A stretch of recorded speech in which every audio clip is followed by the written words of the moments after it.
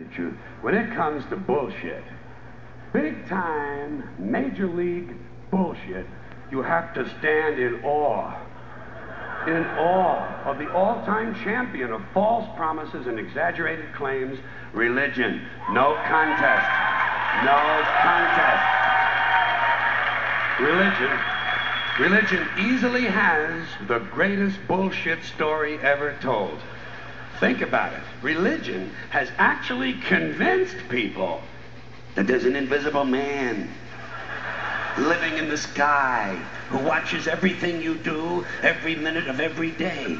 And the invisible man has a special list of 10 things he does not want you to do. And if you do any of these 10 things, he has a special place full of fire and smoke and burning and torture and anguish, where he will send you to live and suffer and burn and choke and scream and cry forever and ever till the end of time.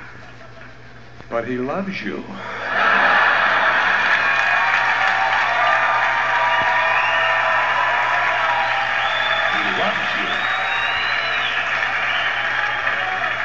He loves you, and he needs money. He always needs money. He's all powerful, all perfect, all knowing, and all wise. Somehow, just can't handle money. Religion, billions of dollars, they pay no taxes, and they always need a little more. Now, you talk about a good bullshit story. Holy shit.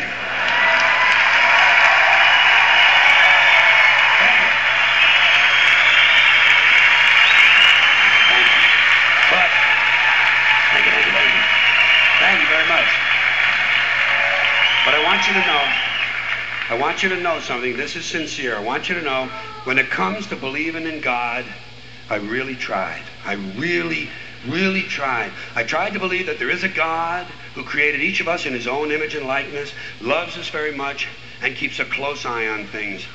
I really tried to believe that, but I gotta tell you, the longer you live, the more you look around, the more you realize something is fucked up. Something is wrong here. War, destruction, hunger, filth, poverty, torture, crime, corruption, and the ice capades. Something is definitely wrong. This is not good work. If this is the best God can do, I am not impressed. Results like these do not belong on the resume of a supreme being. This is the kind of shit you'd expect from an office temp with a bad attitude. And just between you and me, in any decently run universe, this guy would have been out on his all-powerful ass a long time ago. And by the way, I say this guy because I firmly believe, looking at these results, that if there is a God, it has to be a man. No woman could or would ever fuck things up like this.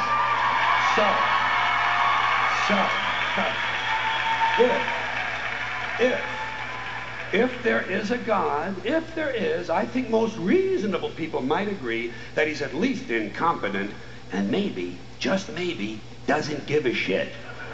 Doesn't give a shit, which I admire in a person and which would explain a lot of these bad results.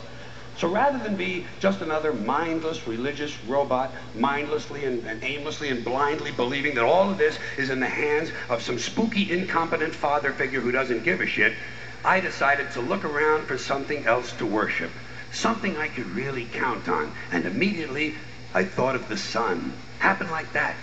Overnight, I became a sun worshiper. Well, not overnight. You can't see the sun at night. The first thing the next morning, I became a sun worshiper. Several reasons. First of all, I can see the sun, okay? Yeah. Unlike some other gods I could mention, I can actually see the sun. I'm big on that. If I can see something, I don't know, kind of helps the credibility along, you know? So every day I can see the sun as it gives me everything I need: heat, light, food, flowers in the park, reflections on the lake, an occasional skin cancer, but hey, at least there are no crucifixions, and we're not setting people on fire simply because they don't agree with us. Sun worship is fairly simple. There's no mystery, no miracles, no pageantry, no one asks for money, there are no songs to learn, and we don't have a special building where we all gather once a week to compare clothing. And the The best thing about the sun, it never tells me I'm unworthy. Doesn't tell me I'm a bad person who needs to be saved. Hadn't said an unkind word. Treats me fine. So I worship the sun. But I don't pray to the sun. Know why? I wouldn't presume on our friendship. It's not polite.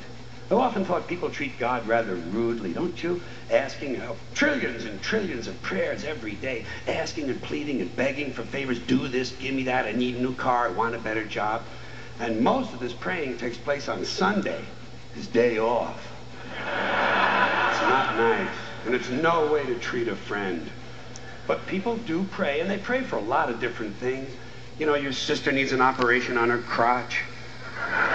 Your brother was arrested for defecating in a mall. But most of all, you'd really like to fuck that hot little redhead down at the convenience store. You know, the one with the eye patch and the club foot. Huh? Do you pray for that? I think you'd have to. And I say, fine, pray for anything you want. Pray for anything. But what about the divine plan? Remember that? The divine plan. Long time ago, God made a divine plan. Gave it a lot of thought, decided it was a good plan, put it into practice. And for billions and billions of years, the divine plan has been doing just fine. Now you come along and pray for something. Well, suppose the thing you want isn't in God's divine plan. What do you want him to do? Change his plan? Just for you? Doesn't it seem a little arrogant? It's a divine plan.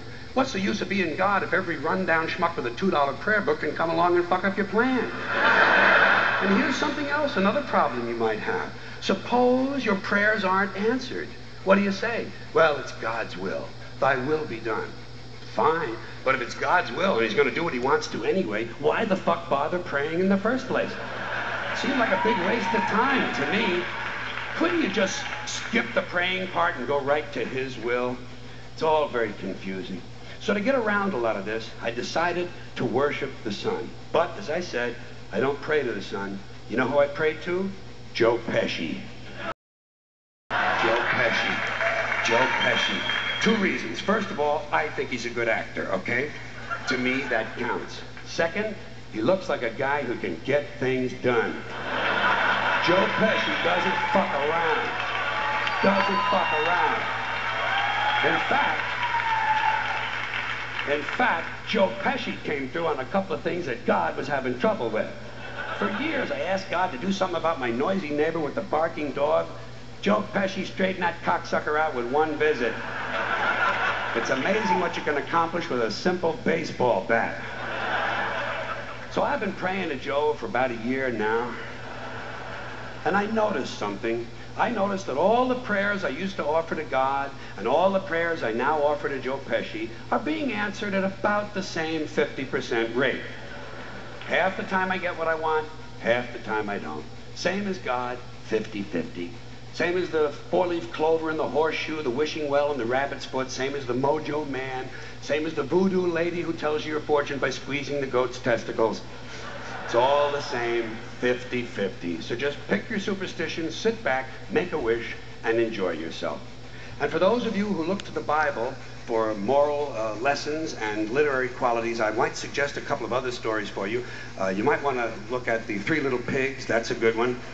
Has a nice, happy ending. I'm sure you'll like that. Then there's Little Red Riding Hood, although it does have that X-rated part where the big bad wolf actually eats the grandmother, which I didn't care for, by the way.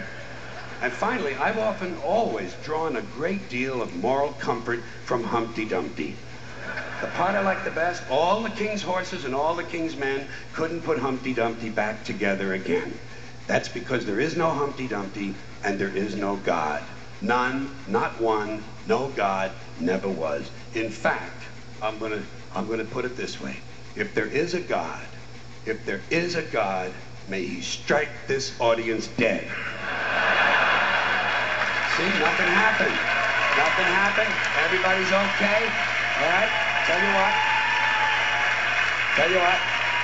I'll raise the stakes. I'll raise the stakes a little bit. If there is a God, may he strike me dead. See? Nothing happened. Oh, wait. Got a little cramp in my leg. And my balls hurt. Plus, I'm blind.